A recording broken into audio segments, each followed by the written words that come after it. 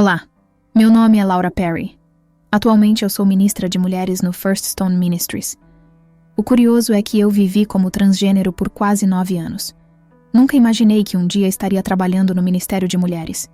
Na verdade, eu carregava muita raiva e ressentimento em relação às mulheres. Para contextualizar minha história, eu cresci em uma família que frequentava a igreja assiduamente.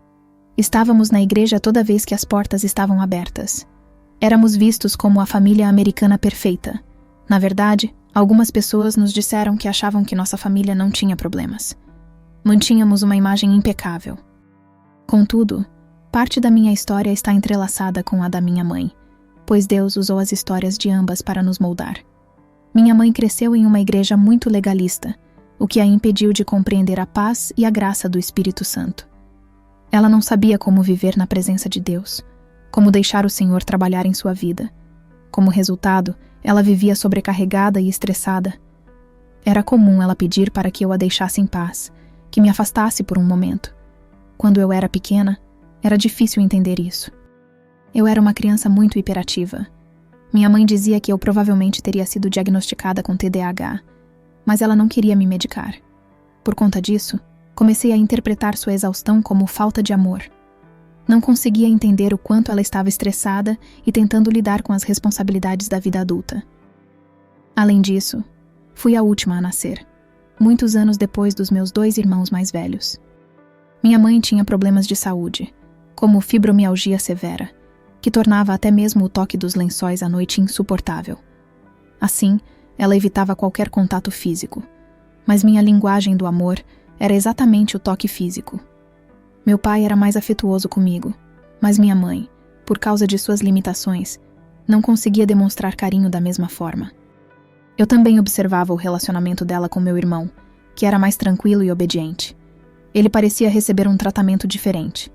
Minha mãe nunca me disse isso, mas comecei a pensar que ela o amava mais ou que desejava que eu tivesse sido um dos 2 meninos que ela perdeu em abortos espontâneos antes de mim. Esses sentimentos geraram em mim uma grande inveja do meu irmão. Menciono isso porque já ouvi muitas histórias de crianças que interpretam de forma equivocada as dinâmicas familiares. Às vezes, acreditamos que algo sobre nossos pais é verdade, quando não é. Nenhum de nós é o pai ou a mãe perfeita. Somos pecadores criando outros pecadores. A realidade é que, às vezes, as crianças sentem que não são amadas, mesmo quando são. Pode ser que os pais não sejam capazes de demonstrar amor da forma que a criança precisa. No entanto, nenhum de nós é plenamente capaz de atender a todas as necessidades de um filho. É por isso que precisamos apontar nossos filhos para Deus, que é o único capaz de ser suficiente para suprir todas as suas carências. Minha história é uma mistura de ter sido muito ferida e, ao mesmo tempo, ter respondido a essas feridas de forma errada. Então comecei a ficar muito amarga, comecei a ficar muito zangada com ela. Entre os 5 e os 8 anos, numa idade muito jovem, comecei a passar pelo desespero de chamar a atenção de minha, para a amargura de não receber a atenção que eu achava que precisava. E isso desenvolveu-se ao longo dos anos. Mas acho que parte disso se deveu ao fato de eu pensar que se a minha mãe reparasse como eu estava magoada, ela prestaria mais atenção e eu conseguiria a sua atenção. Para chamar a atenção dela, eu fazia tudo o que me vinha à cabeça, e quando isso não funcionava, eu construía estas paredes no meu coração e afastava-a. Ela não merecia nada disto. Não percebia a quantidade de estresse que ela estava passando, que se esforçava tanto para fazer tudo o que devia fazer. Ela costumava me dizer que se sentia como se estivesse numa esteira de desempenho para Deus. E ainda ouço isso de muitas mulheres cristãs que estão lutando e passando por isso. Não quero que ninguém que está ouvindo pense que está falhando completamente com seu filho. Somos todos pecadores. Precisamos desesperadamente do Senhor, e é por isso que é tão importante compreender a relação com Deus. Compreender que Ele nos dá a força.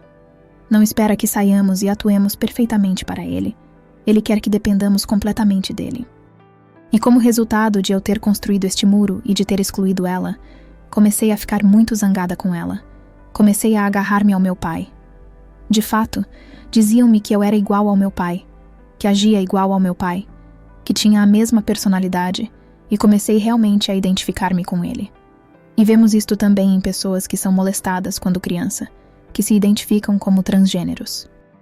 Mas foi complicado. quando eu tinha 8 anos, e fui molestada por outro rapaz.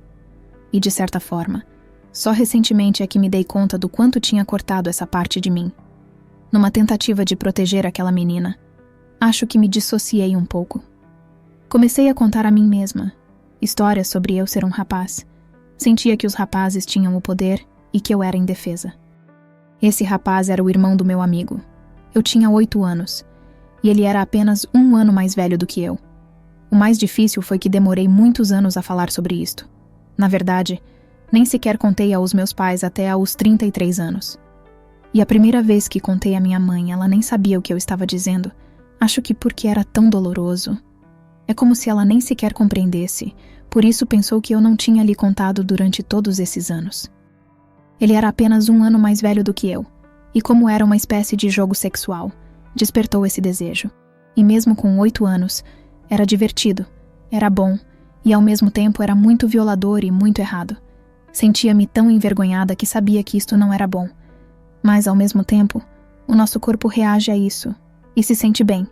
E por isso, voltei para ele mais tarde, e disse que foi muito divertido, que queria fazer isso outra vez.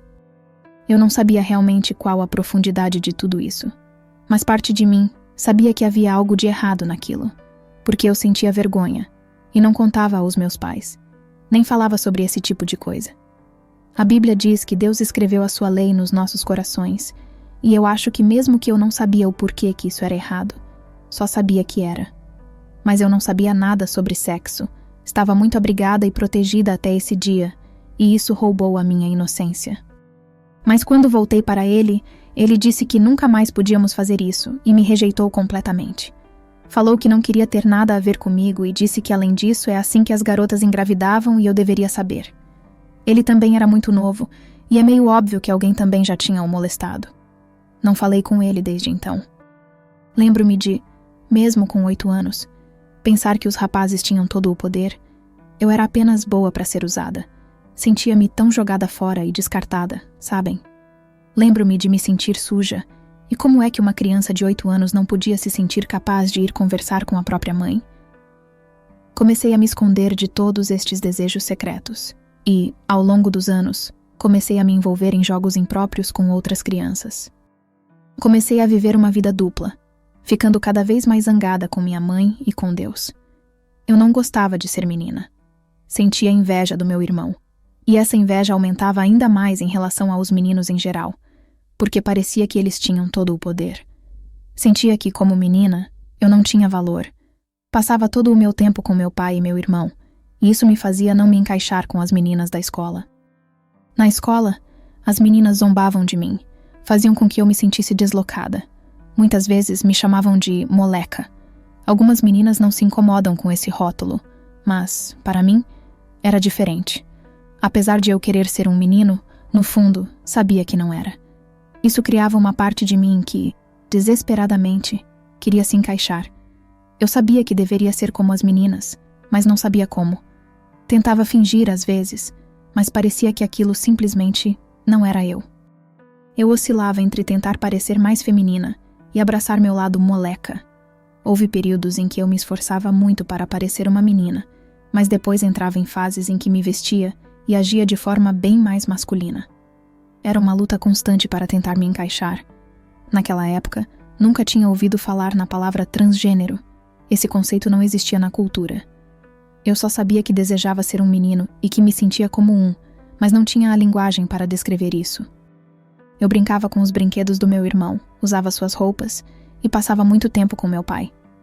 Nós dois éramos muito apaixonados por corridas de carros. Meu pai costumava me levar para assistir a corridas e também jogávamos muitos esportes. Meu irmão e eu jogávamos futebol juntos. Ao longo dos anos, comecei a criar histórias em que eu era um menino. Inventei um personagem masculino e todas as noites, antes de dormir, ficava imaginando histórias com esse personagem. Ele se tornou uma espécie de alter ego.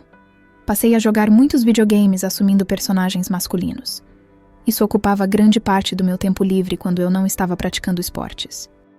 Quando eu tinha 14 anos, fui diagnosticada com síndrome dos ovários policísticos. Eu tinha cistos por toda a extensão dos meus ovários e vivia em uma dor constante e excruciante. Lembro-me de cair da cadeira e me contorcer no chão de tanta dor. Fui ao médico, e ele confirmou o diagnóstico, mas a medicação que sugeriu tinha muitos efeitos colaterais graves. Ele disse que eu ganharia muito peso, algo com que eu já lutava desde a puberdade. Além disso, o médico comentou de maneira insensível: "Você terá dificuldade para engravidar." Ele disse isso para uma menina de 14 anos. Apesar de toda a inveja que eu sentia dos meninos, havia uma parte de mim que queria ter filhos um dia. Eu não pensava nisso naquele momento, mas mesmo assim, foi devastador ouvir aquilo. Fiquei furiosa com Deus. Diziam-me que Deus me criou desse jeito de propósito, que Ele não comete erros. Mas para mim, parecia que Deus havia me dado um corpo que eu não queria, um corpo que só me causava dor. Além disso, esse corpo nem funcionava direito, e agora eu também não poderia ter filhos. Eu pensava, se Deus me fez uma menina e me deu uma mãe que parece não querer uma menina. Na minha mente, minha mãe desejava que eu fosse um menino. Eu não entendia a dor de seus abortos espontâneos, ou as diferenças de personalidade entre nós. Para mim, tudo parecia uma confirmação de que havia algo errado comigo. Cheguei a um ponto em que pensei, Deus é cruel. Decidi que ele não era digno de confiança. É interessante porque algumas coisas que o Senhor me mostrou nas Escrituras realmente marcaram minha jornada. Em Hebreus 12, diz que a amargura leva à corrupção, e muitas vezes ao pecado sexual, pois ela contamina muitas pessoas. Todos já ouvimos a frase, pessoas machucadas machucam outras pessoas, e foi exatamente isso que aconteceu comigo. Eu comecei a agir de forma muito mais descontrolada, especialmente no campo sexual. Outra lição importante que o Senhor me ensinou está em Romanos, onde diz que é a bondade de Deus que leva ao arrependimento. Curiosamente, o oposto também é verdadeiro. Há alguns anos, enquanto estava doente em um fim de semana, decidi dedicar aquele tempo ao Senhor e assistir a centenas de testemunhos online. Não assisti TV, apenas testemunhos, e aprendi muito sobre como Deus trabalha. Uma coisa que observei em quase todos os casos foi a presença de uma questão que afastava os corações das pessoas de Deus. Se Deus é bom, por que Ele permitiu isso na minha vida? Eu me identifiquei muito com essa pergunta, porque era exatamente o que eu pensava. Romanos também fala sobre como Deus se revelou a todos os homens, mas muitos não o glorificaram como Deus, nem foram gratos. Ao contrário, tornaram-se fúteis em seus pensamentos, e seus corações insensatos foram obscurecidos. Diz que eles professaram ser sábios, mas tornaram-se tolos, e trocaram a verdade de Deus pela mentira. Vejo esse padrão frequentemente. Podemos culpar várias circunstâncias, mas percebo como as mentiras começaram a entrar no meu coração. E, em resposta a elas, pequei. Estava com raiva de Deus e da minha mãe. Construí barreiras, cortei minha identidade feminina e decidi que sabia mais do que Deus. Isso me levou a um ciclo de pecado sexual. Comecei a me entregar completamente aos homens, desesperada por amor e atenção masculinas. Crescendo, sentia que meu pai me amava muito, de maneira totalmente apropriada, e ansiava pelo amor de um homem. Achei que, para obtê-lo, precisava fazer tudo o que eles quisessem. Assim, fiz o que eles pediam sexualmente. Mas, quanto mais eu fazia isso, mais quebrada, machucada, descartada e rejeitada eu me sentia, repetidamente. Eventualmente, meus pais souberam. Com o tempo, eles começaram a perceber minha rebeldia. Embora eu escondesse algumas coisas, depois descobri que eles sabiam mais do que eu pensava. Acho que isso é típico de pais. Às vezes eles não sabem como abordar certas situações. Eles tentaram me ajudar, mas eu estava tão rebelde que não havia muito o que pudessem fazer. Eu estava completamente fora de controle, e minha alma estava se despedaçando. Sempre saía desses relacionamentos me sentindo quebrada e logo partia para o próximo, desesperada para ser amada. Eventualmente, meus pais me mandaram para um lar temporário. Eles estavam tentando de tudo para me ajudar. Durante algum tempo lá, eu disse ao Senhor que nunca o serviria novamente. Estava fugindo, especialmente após o diagnóstico de síndrome dos ovários policísticos, que foi um divisor de águas para mim. Isso foi por volta dos 16 anos. Estava muito machucada e furiosa com Deus. Minha solução era pensar que Deus não era bom. Eu não conseguia enxergar como meu próprio pecado e o pecado de outros contribuíram para essa situação. Colocava toda a culpa em Deus. Isso me levou a abraçar ainda mais um estilo de vida pecaminoso. No lar temporário, colocavam muita pressão para que eu fosse uma cristã. Em um ponto, decidi que estava cansada daquela vida de rebeldia e festas. Tentei viver de forma cristã por alguns anos, mas não conhecia verdadeiramente o Senhor. Assim como minha mãe, eu tentava fazer isso pela minha própria força, e isso não durou. Mergulhei profundamente no vício em conteúdos impróprios e, eventualmente, isso me levou a encontros casuais com homens em todo o estado, buscando desesperadamente preencher o vazio, mesmo que por apenas alguns momentos. Eu tinha cerca de 17 anos, e depois, na faculdade, surgiu o vício dos conteúdos impróprios e os casinhos de uma noite. Nesse período, eu ainda era totalmente feminina. Ainda não tinha ouvido a palavra transgênero. Isto foi nos anos 90, início dos anos 2000, quando estava na faculdade. E por volta de 2003, eu estava me esforçando tanto para corrigir esta identidade quebrada e esperava que um homem me quisesse, que um homem me amasse. Eu nunca senti atração física por mulheres, mas queria uma namorada porque isso solidificaria minha identidade como homem. No entanto, parecia impossível, já que eu nunca tinha considerado a ideia de que poderia transicionar. Era um mundo secreto que eu carregava dentro de mim. Enquanto isso, eu continuava buscando relacionamentos com homens, até que, finalmente, entrei em um relacionamento de longo prazo. Sempre esperava que um homem realmente me quisesse, mas esse relacionamento foi horrível. Ele era um alcoólatra severo, e isso me fez pensar: o motivo pelo qual isso nunca funciona, o motivo pelo qual nunca sou feliz, é porque eu deveria ser o homem. Se eu fosse o homem, eu saberia como tratar uma mulher. Foi nesse ponto que comecei a buscar seriamente esse estilo de vida. Eu nunca tinha ouvido a palavra transgênero, mas procurei no Google algo como garota se tornando menino, só para ver se alguém já tinha pensado nisso. Fiquei chocada ao encontrar milhares de resultados. Foi então que descobri um grupo de apoio e comecei a perseguir essa ideia. Enquanto isso, comecei a transição social e a adotar um novo nome. Escolhi Jake, um nome que eu já usava secretamente desde criança, baseado em um personagem que eu mesma havia criado.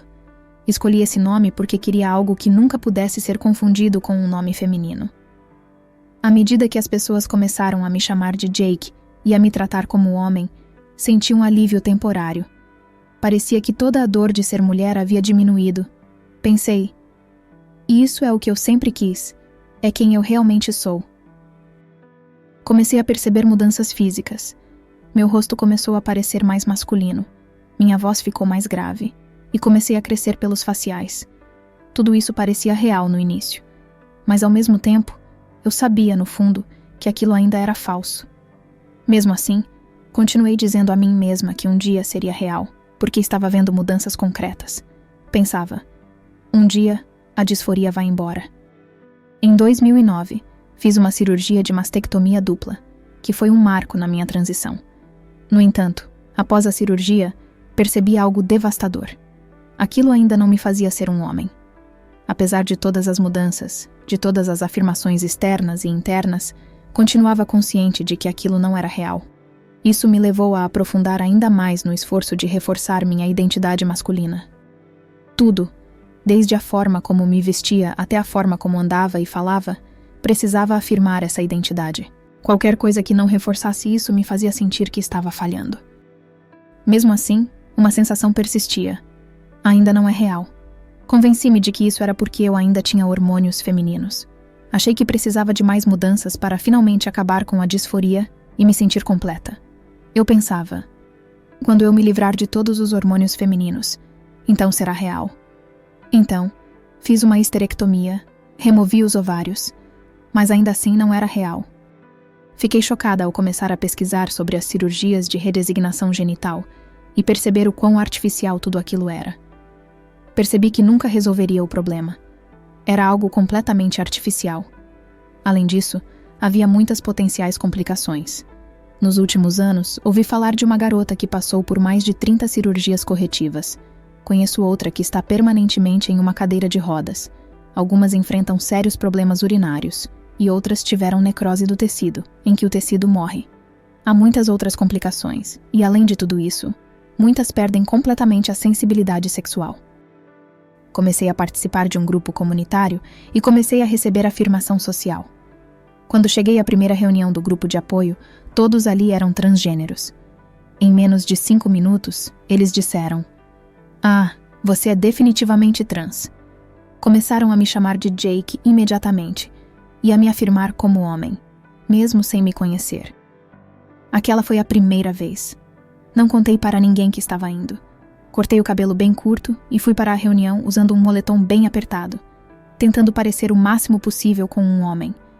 Eu ainda não tinha um binder para o peito. Quando eles disseram que eu era definitivamente trans e começaram a me tratar como tal, foi como ouvir tudo que eu sempre quis.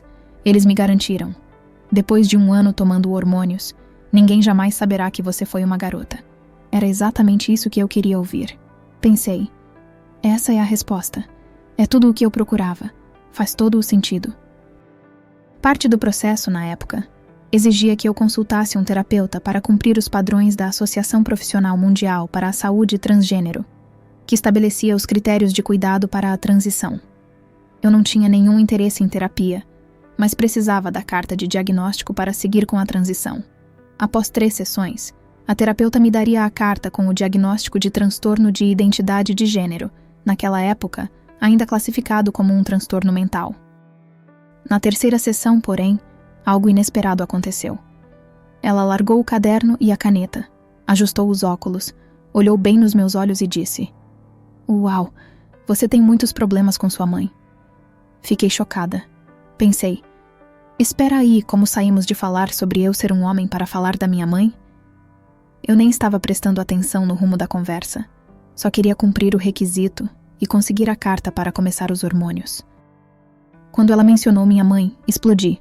Disse: "Não estou aqui para falar sobre minha mãe." Ela respondeu: "Então você está aqui apenas pelo diagnóstico?" E eu disse: "Sim, é só isso que quero." Ela então me deu o que eu queria. Em que outro caso um paciente pode ir ao médico e dizer: "Isso é verdade sobre mim," e o médico simplesmente aceita, mesmo que os exames ou observações digam o contrário? Não fazemos isso em nenhuma outra situação. Por exemplo, se alguém quer quimioterapia, mas o oncologista diz que a pessoa não tem câncer, ela não recebe o tratamento só porque quer. Mas nesse caso, o paciente é quem determina o que é melhor para ele. Agora há pessoas que se identificam como transcapacitadas. Algumas querem remover membros saudáveis, ou se tornar deficientes de propósito. Não sei até que ponto isso está acontecendo, mas sei que existem discussões sobre isso. Já conversei com psicólogos que mencionaram como algumas meninas, especialmente, começam a imitar sintomas que veem no TikTok. Elas praticamente adotam esses sintomas, o que cria novos desafios psicológicos e sociais. Existem casos em que jovens começam a imitar sintomas que observam em vídeos nas redes sociais, como bipolaridade, síndrome de múltiplas personalidades, ou até fingir que não conseguem andar.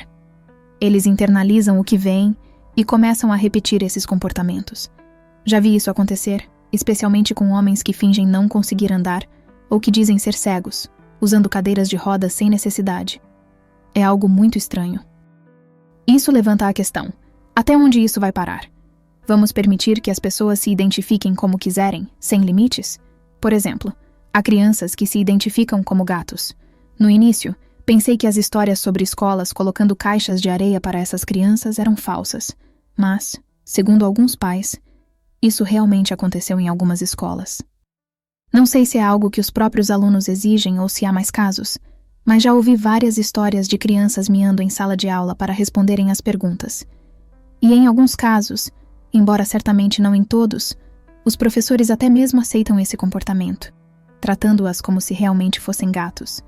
Isso tudo remete a questões de identidade, confusão e a uma falta de crença em Deus, que nos criou e nos deu um propósito. No início, parecia que eu estava no topo do mundo. Era tudo o que eu sempre quis. A testosterona me dava uma sensação de euforia e um aumento enorme de energia. Para uma mulher que naturalmente tem níveis muito baixos de testosterona, essa mudança é muito significativa. Mulheres possuem testosterona em pequenas quantidades, mas não no mesmo nível dos homens. Essa explosão de energia foi incrível para mim. Eu já enfrentava problemas de saúde há anos, incluindo uma condição autoimune chamada Hashimoto, que afeta a tireoide e causa fadiga crônica. Então, Quando comecei a tomar testosterona, senti uma melhora incrível. No entanto, o que eu não percebia era que essa energia vinha apenas de mudanças físicas. Na minha mente pensei, isso é a resposta para todos os meus problemas. Estou finalmente abraçando quem eu realmente sou. Na verdade, a testosterona estava ajudando fisicamente, mas eu não sabia que isso traria tantas consequências negativas no longo prazo, já que meu corpo não foi projetado para lidar com esses níveis elevados de hormônio. Além disso, cada pequena afirmação social reforçava essa identidade masculina que eu estava construindo. Estudos realizados nos anos 1980 mostraram que, quando crianças que se identificavam como transgênero não eram afirmadas socialmente e recebiam terapia, entre 82% e 86% desistiam dessa identidade após a puberdade. No entanto, quando essas crianças são afirmadas socialmente, seja por mudanças no nome, roupas ou pronomes, cada passo parece levá-las mais fundo nesse caminho. Para aquelas que começam a usar bloqueadores de puberdade, os números são ainda mais preocupantes. Em alguns estudos, entre 90% e 100% dessas crianças acabam avançando para uma transição médica completa. Isso prova que os bloqueadores de puberdade não são um botão de pausa, como muitos afirmam, mas sim um acelerador para a transição médica. Essas pequenas afirmações, sejam sociais ou físicas, agem como uma espécie de analgésico emocional. Elas ajudam a mascarar a dor subjacente. É como tomar analgésicos para uma ferida grave e infeccionada.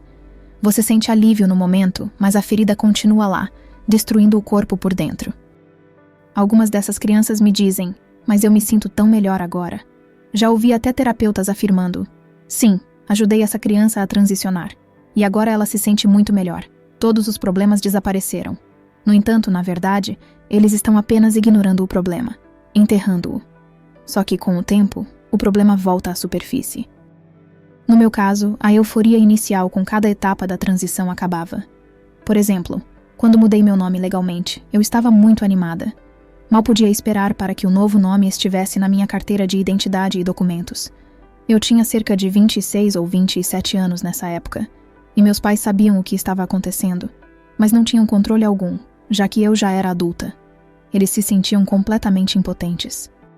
Quando o dia chegou e meu nome foi oficialmente alterado, experimentei uma euforia momentânea. Mas, rapidamente, veio a pergunta: e agora? Qual é o próximo passo?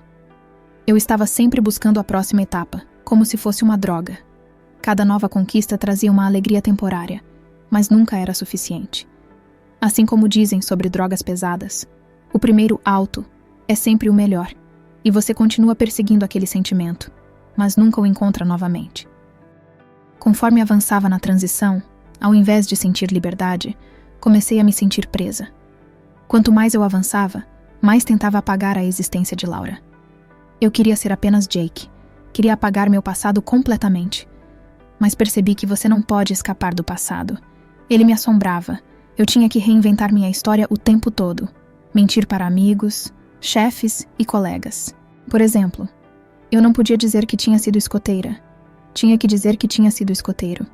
Não podia ter jogado softball. Tinha que ter jogado beisebol. Eram tantas mentiras que eu precisava criar para sustentar essa nova identidade. Além disso, havia outros desafios. Por exemplo, ao ir à academia, usava uma prótese genital e precisava me trocar no vestiário masculino sem ser vista. Situações como essas eram cheias de problemas e estresse, algo que as pessoas não imaginam quando pensam na transição.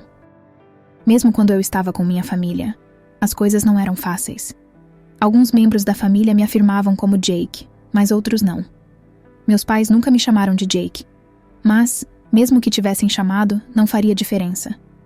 Eu sabia, no fundo, que ainda era a irmã ou a tia deles. Eu conhecia a verdade. Esse conflito interno fazia com que eu odiasse estar perto da minha família e comecei a me distanciar deles. Eu não queria nada com Deus. Achava que podia consertar minha própria dor. Mas, com o tempo, percebi que nada disso estava resolvendo o problema. A disforia nunca desapareceu. Um dia, percebi que aquilo nunca seria real.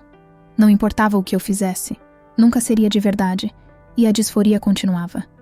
No final, tudo o que restava era uma identidade profundamente quebrada.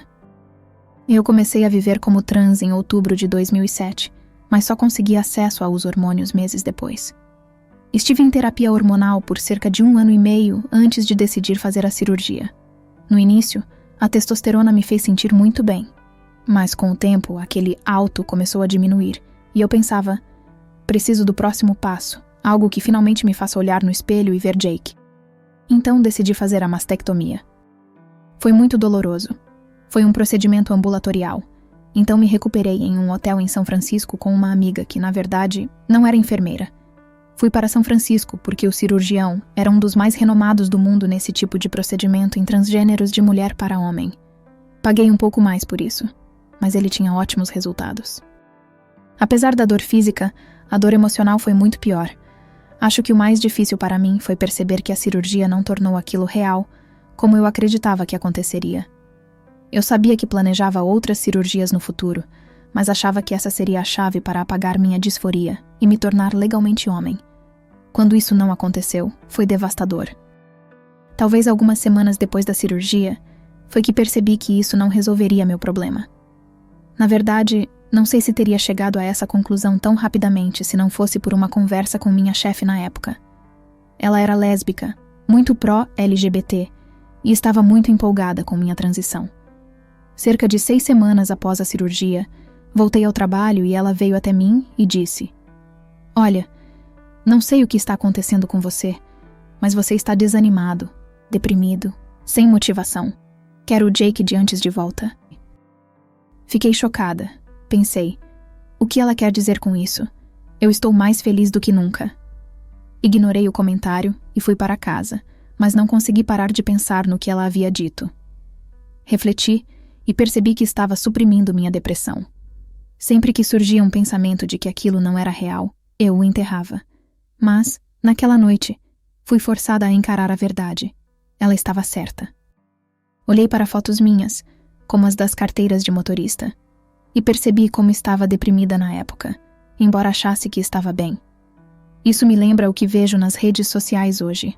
Muitas pessoas trans afirmam que se sentem felizes, mas, olhando para suas postagens, muitas vezes é possível ver a tristeza e o vazio nos olhos delas. Elas dizem que estão bem, mas não parecem bem. Nem mesmo a felicidade é uma justificativa para tudo isso, mas, mesmo assim, até essa felicidade aparente parece uma mentira que elas contam para si mesmas e para os outros. Tenho visto vídeos de pessoas trans, até mesmo grandes influenciadores, começando a questionar mais. Alguns estão começando a falar a verdade sobre suas experiências. Muitas dessas pessoas que estão no processo de transição não chegam a desistir necessariamente, porque não enxergam sentido em voltar atrás. Algumas não são cristãs, então não veem uma razão maior para mudar. No entanto, muitas começam a falar abertamente que isso não é real, que nunca resolveu o problema. Apesar disso, projetam uma imagem social perfeita.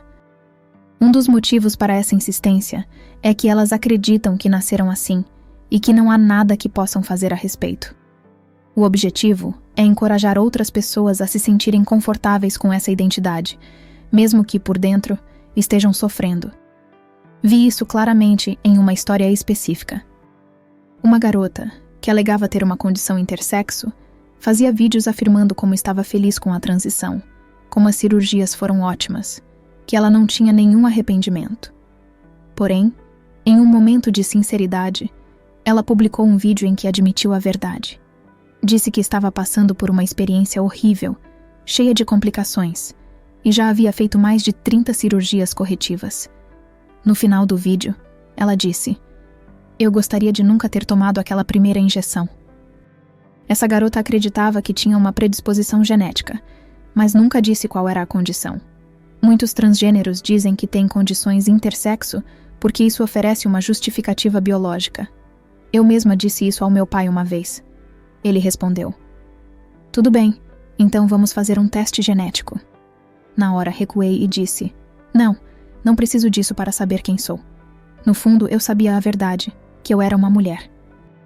Essa garota continuou fazendo vídeos positivos após aquele momento de honestidade e acabou apagando o vídeo original. Mas eu o tinha baixado, então ainda tenho uma cópia. Isso é algo que vejo muito nas redes sociais. As pessoas não são honestas porque querem projetar uma imagem positiva. Na cultura atual, Dizer a verdade é considerado discurso de ódio.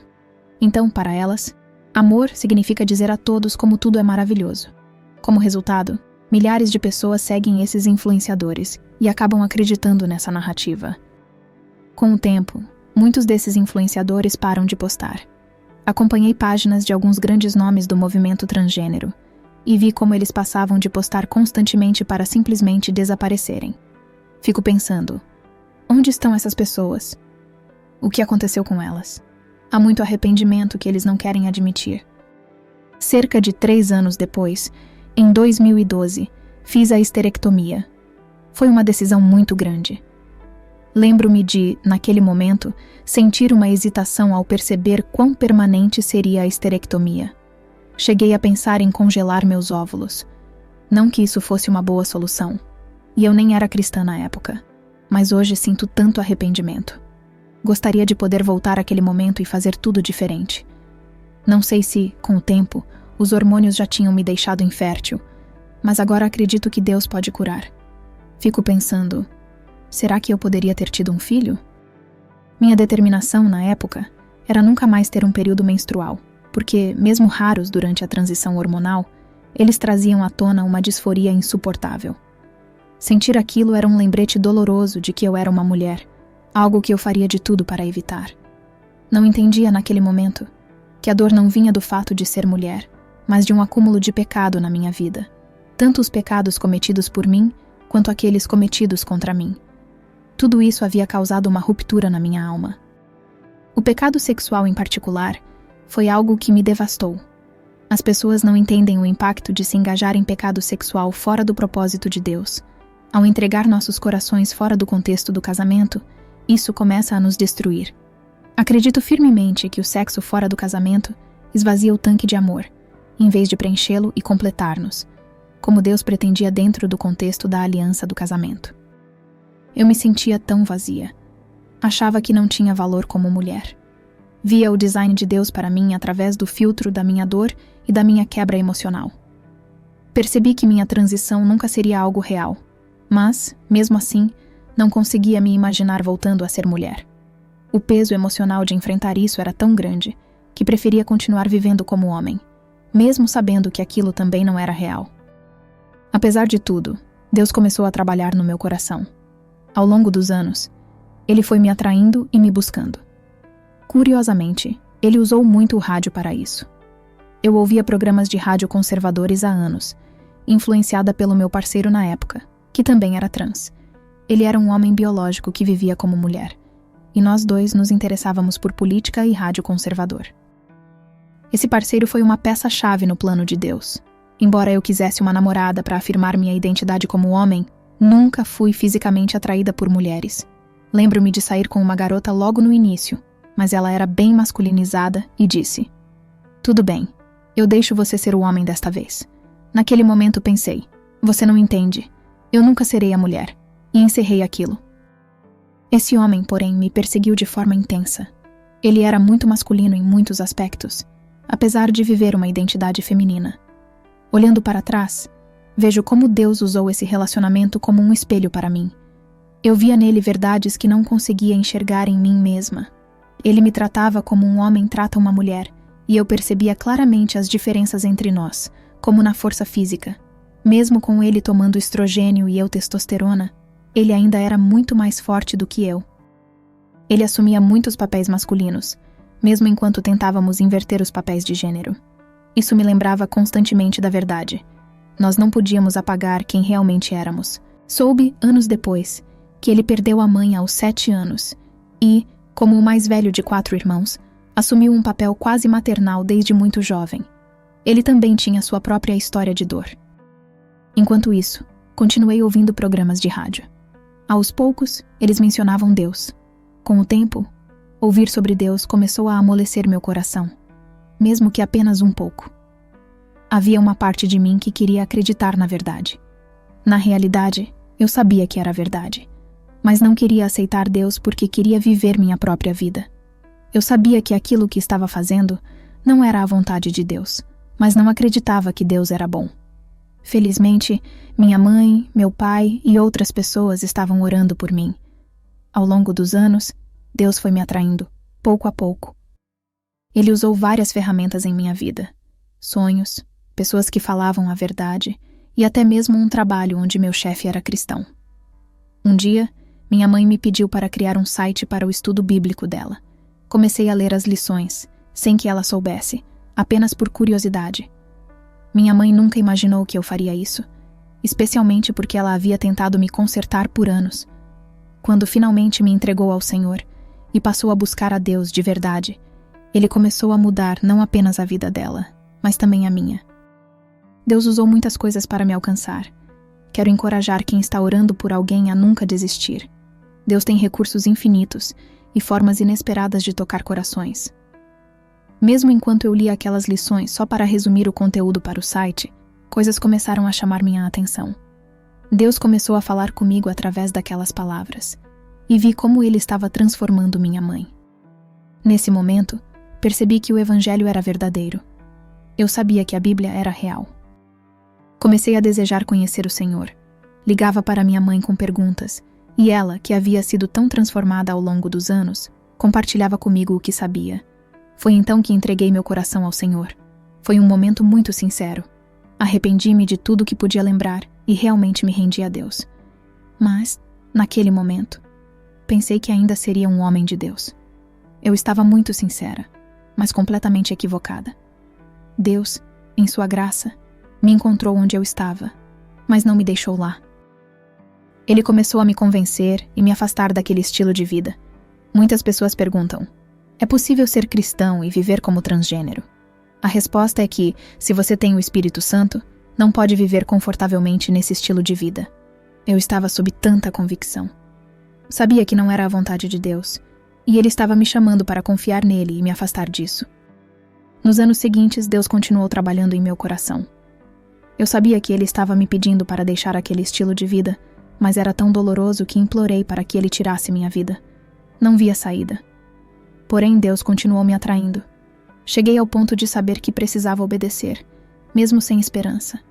Eu achava que nunca me sentiria uma mulher novamente, que nunca gostaria de ser uma mulher, que nunca me veria como uma. Mas, com o tempo, Deus realizou um milagre em mim. Ele começou a me curar e a transformar meu coração. Enquanto eu liberava a amargura, perdoava os outros, era perdoada e me reconciliava com minha mãe. Deus ia substituindo as mentiras pela verdade. Um dos meus versículos favoritos é Salmos 107, 20. Enviou a sua palavra, e os sarou, e os livrou da destruição. Foi isso que Deus fez em mim. Ele usou a sua palavra para me transformar. Pouco a pouco, comecei a aceitar ser mulher. Primeiro, passei a me sentir confortável usando roupas femininas.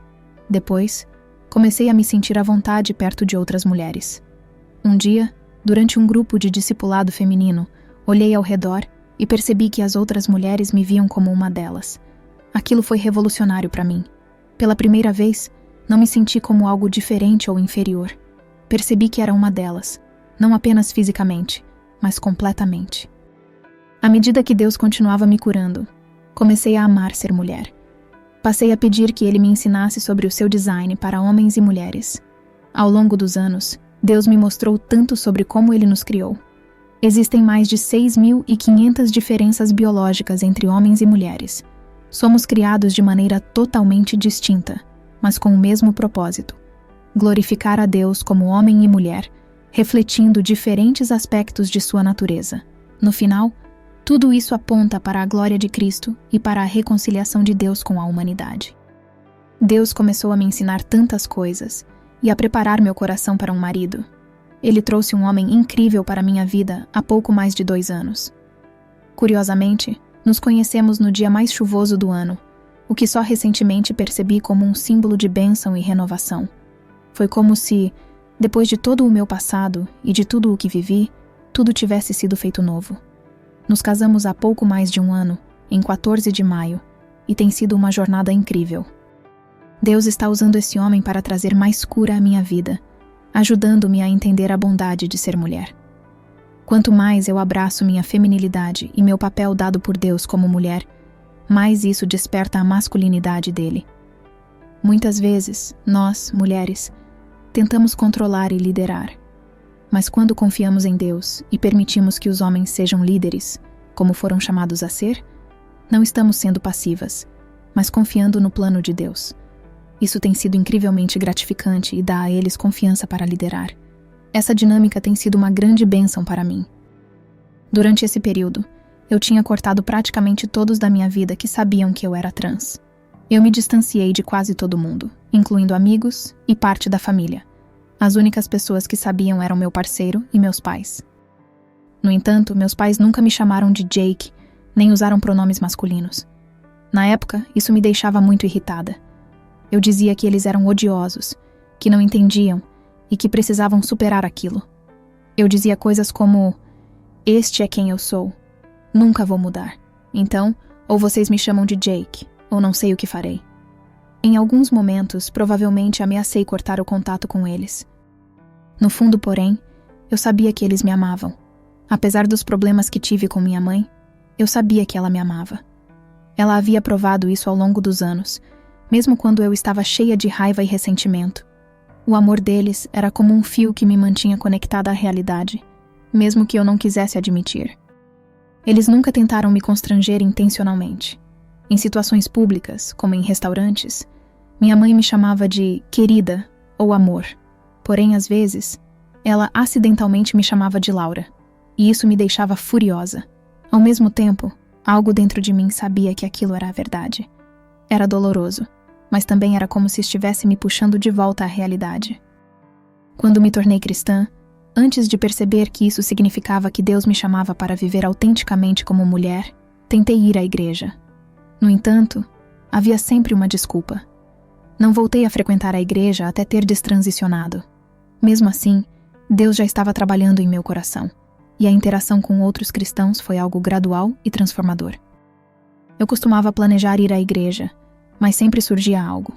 Acordava tarde, esquecia ou inventava uma desculpa. Havia em mim um desejo de estar entre cristãos, mas também muito medo. Eu temia como as pessoas me tratariam. Pensava se conseguiria esconder minha verdadeira história. Apesar de saber a verdade, esse medo me paralisava. Acabei indo a um estudo bíblico por algumas semanas enquanto meu parceiro viajou para o Novo México para ficar com o irmão por cerca de 6 semanas. Durante esse tempo, eu estava tão faminta por comunhão cristã, mas ainda tinha medo de ir a uma igreja. Havia também uma amargura em relação à igreja devido a experiências da minha juventude, onde nunca me senti parte dos grupos de jovens. Ao mesmo tempo, havia um anseio profundo de pertencer ao corpo de Cristo. Lembro-me de ouvir um professor de estudos bíblicos dizer: "Eu posso dizer o quanto você ama o Senhor, pelo quanto você ama a noiva dele." Aquilo me confrontou profundamente. Pensei: "Senhor, eu não amo a sua noiva." Sabia que era verdade, e comecei a orar pedindo a Deus que colocasse em mim um amor pela igreja. Só depois que destransicionei voltei à igreja dos meus pais, uma igreja onde eu disse que nunca pisaria novamente. Eu havia prometido a mim mesma que nunca voltaria para minha cidade natal, nunca moraria com meus pais novamente. Mas Deus me levou a fazer todas essas coisas. Acabei trabalhando na igreja e ela se tornou uma parte essencial da minha vida. Esse processo foi uma obra incrível de cura, restauração e redenção. Há temas recorrentes que são difíceis de ignorar. Um exemplo que me marcou foi quando conversei com uma jovem chamada Sophie. Ela iniciou a transição aos 19 anos, passando por um processo semelhante ao meu. 2 pontos, em especial, aparecem frequentemente: um histórico de abuso que leva a uma busca por afirmação masculina e a tentativa de dissociar-se do próprio corpo. Sophie, por exemplo, revelou que foi vítima de abuso, mas evitou entrar em detalhes. Ela disse que percebeu, depois de se tornar cristã, que a transição era, para ela, uma forma de se desconectar do corpo. Ela culpava sua feminilidade pelo que havia acontecido. A ideia de que os homens têm poder também aparece. Sophie queria escapar da objetificação, de situações como ser olhada no supermercado ou assediada na rua. Para ela, tornar-se homem parecia ser uma forma de proteção. Essa ideia de autoproteção é algo que ouço repetidamente em histórias de mulheres trans. Há uma rejeição à sexualidade inerente ao corpo feminino. Elas tentam desesperadamente se afastar disso, acreditando que, ao se tornarem homens, estarão protegidas. Esse padrão não é exclusivo das mulheres. Muitos meninos trans ou que enfrentam questões de identidade de gênero também compartilham histórias semelhantes. Estatísticas antigas já apontavam que um percentual significativo dessas pessoas havia sofrido abuso, exposição a conteúdo gráfico ou consumo de conteúdos impróprios, especialmente na infância. Mesmo aqueles que dizem não ter sido abusados, frequentemente relatam um histórico de exposição precoce a esses conteúdos, o que pode causar insegurança profunda, especialmente em comparação com os corpos idealizados que veem. Outro padrão comum entre meninos é a relação com os pais. Muitos têm pais ausentes, emocionalmente distantes, ou que, mesmo presentes, são percebidos como figuras intimidadoras. Um exemplo típico é de pais militares. Enquanto o pai está fora, o menino se apega à mãe, que é um porto seguro. Quando o pai volta, mesmo sendo amoroso, sua masculinidade mais rígida e disciplinadora pode ser percebida como assustadora. Isso se intensifica em famílias com irmãos mais velhos abusivos ou muito agressivos. Muitos meninos relatam que a masculinidade se tornou algo amedrontador, levando-os a se afastar desse aspecto e se apegar à figura materna. Esse distanciamento é frequentemente o ponto inicial de uma desconexão com sua identidade masculina. A história da transição, em muitos casos, é sobre cortar quem a pessoa realmente é, seja por causa de traumas, rejeição ou uma visão distorcida da própria identidade. Deus, porém, pode trazer cura e redenção, como tantas histórias mostram. Comecei a refletir e a conversar com o Senhor sobre essa questão do gênero. Se existem mais de 6.500 diferenças biológicas entre homens e mulheres, e nossos cromossomos sexuais estão presentes em cada célula do corpo, isso significa que cada parte de nós é projetada de forma única. É algo tão profundamente significativo que a primeira declaração feita sobre um bebê é um menino, ou é uma menina. Há algo muito profundo em ser homem ou mulher, muito mais do que entendemos. A cultura atual, de certa forma, deu um peso exagerado a isso, dizendo que é algo que cada um pode definir como quiser. No entanto, para Deus, é algo importante de uma maneira completamente diferente. Como igreja, muitas vezes não reconhecemos essas diferenças de forma saudável. Não significa que um gênero deve ser superior ao outro, mas que ambos glorificam a Deus de maneiras distintas. Ambos têm igual valor. Na época de Jesus, as mulheres eram subestimadas e tinham papéis sociais muito restritos. Elas eram frequentemente usadas, abusadas e tinham poucas opções além de cuidar da casa. Ainda assim, Jesus desafiou essas normas culturais. Ele se encontrou com a mulher samaritana no poço, defendeu a mulher pega em adultério e apareceu primeiro para Maria Madalena após a ressurreição. Isso mostra o quanto Deus valoriza as mulheres. Muitas vezes, mulheres olham para o papel bíblico da mulher como uma maldição. Eu mesma achava que ser mulher era um fardo, que Deus não me amava tanto quanto amava os homens. Mas isso não é verdade. Deus valoriza profundamente as mulheres. Na Bíblia, Ele compara seus seguidores à sua noiva, mostrando um amor profundo e especial por elas. A igreja precisa reconhecer a importância de ajudar crianças e jovens a se reconectarem com sua verdadeira identidade. Essas crianças desesperadamente precisam de modelos do mesmo sexo, especialmente quando há desconexão com os pais. No meu caso, eu precisava de ajuda para me conectar com minha mãe, para enxergar que era como ela, que ela me amava e que por trás de sua dor havia uma luta genuína para viver sua fé. Minha mãe passou por tanto sofrimento. Ela buscava pastores, chorava, dizendo que estava tentando tão arduamente viver a vida cristã. Estava estressada, exausta e completamente sobrecarregada, chegando a desenvolver problemas cardíacos devido ao estresse. Em vez de apoio, muitas vezes ouvia: Francine, você só precisa tentar mais. Hoje, tenho um profundo respeito pelo que minha mãe enfrentou. Infelizmente, na igreja, muitas vezes tentamos projetar uma imagem perfeita e não reconhecemos o quanto as pessoas estão sofrendo. Precisamos criar um espaço de acolhimento e verdade. Uma das semelhanças mais marcantes em histórias como a minha e de outros destransicionadores é o momento após a mastectomia dupla. Sophie, por exemplo, relatou algo semelhante. Olhar no espelho e perceber: ainda não sou um homem.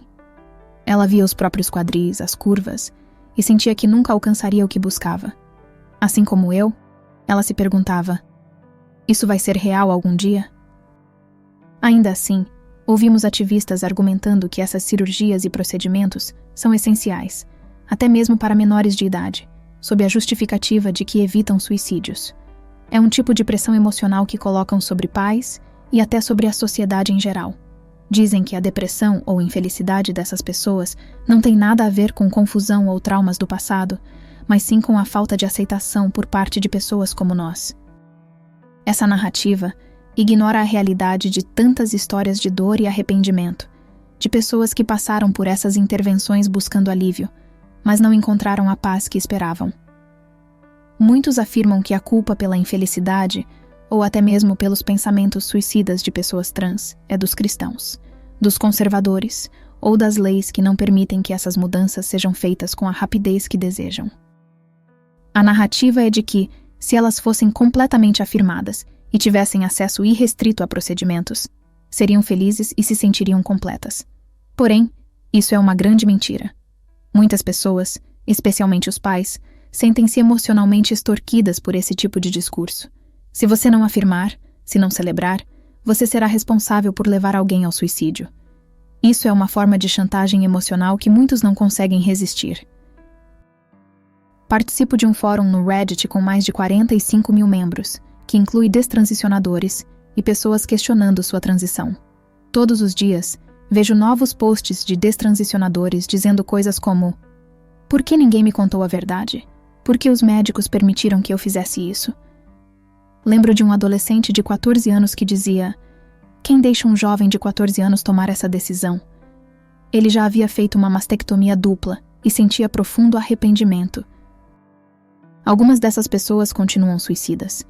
Vi o relato de uma jovem que, depois de fazer a mastectomia, voltou ao médico 6 meses depois e perguntou se poderia reverter o procedimento. Ela não sabia que não era possível simplesmente recolocar os seios. Mesmo com implantes como os que eu uso agora, não é a mesma coisa. Não há glândulas mamárias, nem os nervos ou a sensibilidade original. Isso é irreversível e devastador. Estudos realizados mostram que a cirurgia não resolve o problema.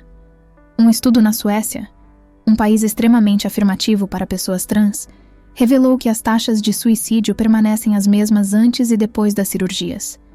Na verdade, essas taxas são significativamente mais altas do que na população em geral. Isso demonstra que as intervenções médicas não resolvem a disforia ou os problemas subjacentes. Além disso, vemos muitos destransicionadores falando corajosamente contra essas práticas, mesmo sem destransicionar completamente. Pessoas como Scott Nugent e Renee Jacks têm alertado sobre os perigos e as consequências dessas intervenções. Renee Jacks, por exemplo, escreveu um livro intitulado Don't Get on the Plane, Não Entre no Avião, descrevendo o arrependimento de realizar cirurgias de redesignação sexual. Se você tem alguém próximo que está vivendo como o sexo oposto, é comum ouvir que você precisa afirmar, usar os pronomes escolhidos e celebrar essa escolha, ou será considerado sem amor. Especialmente como cristãos, somos pressionados a aceitar uma versão distorcida do amor, que se confunde com tolerância ao pecado. Mas como abordar essa pessoa com verdade e amor? Primeiro, muita oração. Peça direção a Deus e ouça o que Ele tem a dizer. Depois, comece com perguntas. Essas pessoas estão carregando muita dor e querem desesperadamente ser ouvidas. Pergunte sobre a vida delas. Tente entender o que estão sentindo. Se elas não se abrirem de imediato, considere ser vulnerável primeiro. Compartilhar algo pessoal pode criar um espaço seguro e encorajar a pessoa a se abrir também. Mesmo que você não tenha passado pela mesma luta, diga: "Eu já me senti assim em relação a outra coisa." Mostre empatia sem necessariamente concordar. Muitos pais que conheço adotaram essa abordagem e viram resultados significativos, porque, acima de tudo, essas pessoas precisam saber que são amadas e que há verdade e esperança fora desse caminho. Vi muitos comentários no YouTube, especialmente em vídeos de destransicionadores, onde as pessoas dizem algo como: "Eu me senti assim quando era criança. Ainda bem que não cresci nessa geração, porque provavelmente teria sido empurrada para esse caminho transgênero, mas acabei superando isso naturalmente." Já ouvi várias histórias assim. Se você tem uma história parecida ou quer compartilhar o que Deus fez em sua vida, mesmo que não seja sobre questões de gênero, isso pode ajudar muito. Falar sobre momentos em que você não gostou de si mesmo, sentiu que não se encaixava ou foi magoado por outras pessoas é algo com que todos podem se identificar. Compartilhe como você foi ajudado, como superou, e pergunte também sobre a história da pessoa com quem está conversando. Para mim, tudo isso é sobre o Evangelho. Deus realizou uma obra de cura incrível na minha vida, e eu sei que o que essas pessoas realmente precisam é de Jesus. Pode ser que elas não respondam imediatamente, mas nossa obediência não é medida pela resposta das outras pessoas. Deus mede nossa obediência pela nossa disposição de obedecer. Gosto de lembrar as pessoas, e a mim mesma, que não podemos ser mais amorosos que Deus. Muitos cristãos tentam suavizar o que a Bíblia diz sobre casamento, sexualidade e gênero para parecerem mais amorosos. Mas se Deus é amor, não podemos superá-lo em amor. Pensar que podemos ser mais amorosos discordando de Deus é, na verdade, dizer que somos mais amorosos do que Ele, e isso não é verdade. A boa notícia é que, se Deus é amor e nos criou homem e mulher, então a coisa mais amorosa que podemos fazer é afirmar essa verdade, de maneira consistente e gentil. Muito obrigada por me dar a oportunidade de compartilhar meu testemunho. Sou grata por essa chance e por tudo que Deus tem feito. Obrigada novamente e que Deus te abençoe.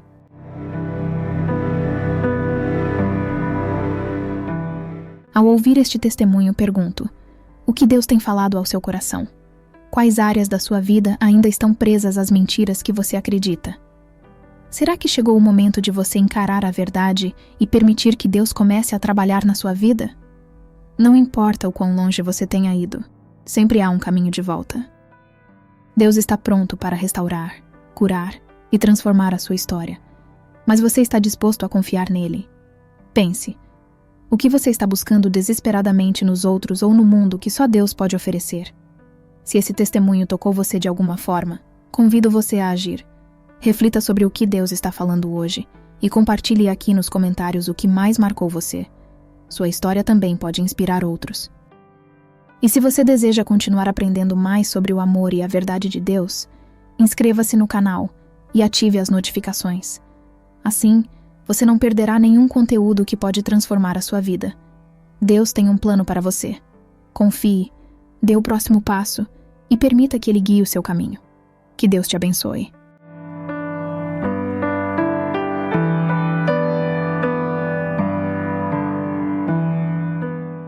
Comecei minha vida em uma seita que inicialmente pregava o Evangelho e era centrada em Cristo, mas com o tempo se desvirtuou, tornando-se manipuladora.